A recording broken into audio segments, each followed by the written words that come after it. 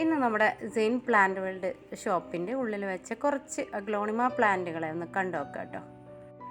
കയറി വരുന്ന ഫ്രണ്ടേജിലാണ് ഞാൻ ഈ അഗ്ലോണിമകളൊക്കെ സെറ്റ് ചെയ്തിട്ടുള്ളത്.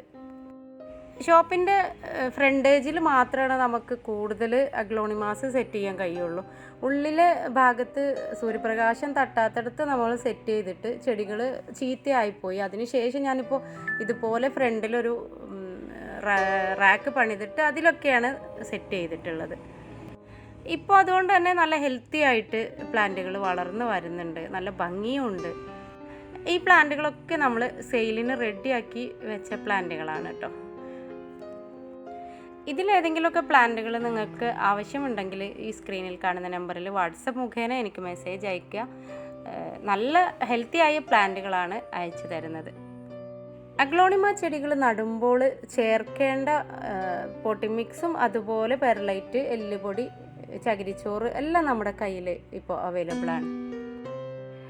പിന്നെ നമ്മുടെ ഈ ഒരു ഭാഗത്തായിട്ട് നമ്മൾ സെറ്റ് ചെയ്തിട്ടുള്ളത് ZZ പ്ലാന്റ് ആണ് കേട്ടോ. ഇത് ഓൾറെഡി ക്ലേ ബോളും കാര്യങ്ങളൊക്കെ ഇട്ട് നമ്മൾ സെറ്റ് ചെയ്ത് വെച്ചതാണ്. അതേപോലെ തന്നെ ഇൻഡോർ പ്ലാന്റുകളിൽ പെട്ടൊരു പ്ലാന്റ് തന്നെയാണ് ഇത്.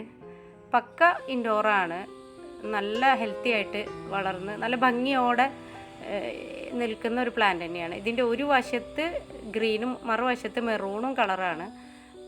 ഈ ഒരു പ്ലാന്റ് നമ്മുടെ ഷോപ്പിൽ സെറ്റ് ചെയ്തിട്ടുണ്ട്.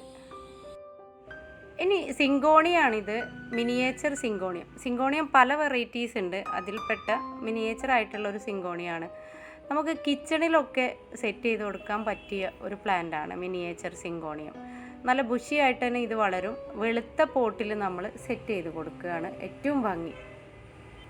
അതേപോലെ തന്നെയാണ് പിങ്ക് സിങ്കോണിയവും നല്ല കളറായിട്ട് തന്നെ വന്നിട്ടുണ്ട്.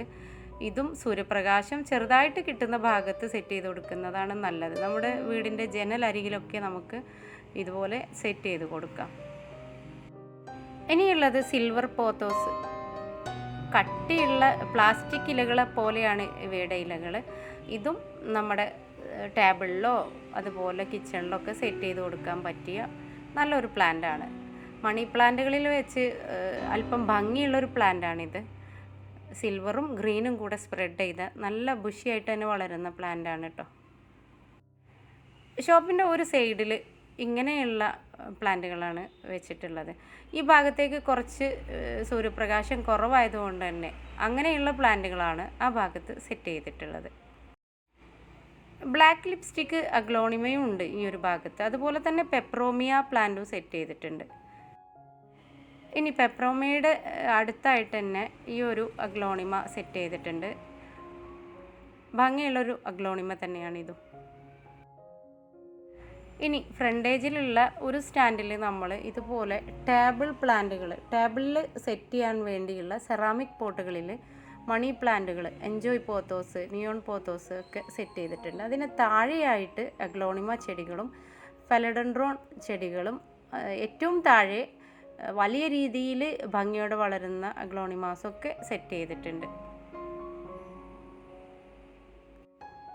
ഇടയിലായിട്ട് ഞാൻ ഇതുപോലെ വില കൂടിയ അഗ്ലോണിമകളും സെറ്റ് ചെയ്തിട്ടുണ്ട്. മിൽക്കി വേ അഗ്ലോണിമയാണ്. ഇതും നല്ല ബുഷിയായി വലിയ പ്ലാന്റായിട്ട് വന്നിട്ടുണ്ട്. ഇത് കലാത്തിയ പ്ലാന്റാണ്. ഈ ഒരു കലാത്തിയ പ്ലാന്റും നമ്മുടെ സെയിലിൽ ഇപ്പോൾ ഉണ്ട്.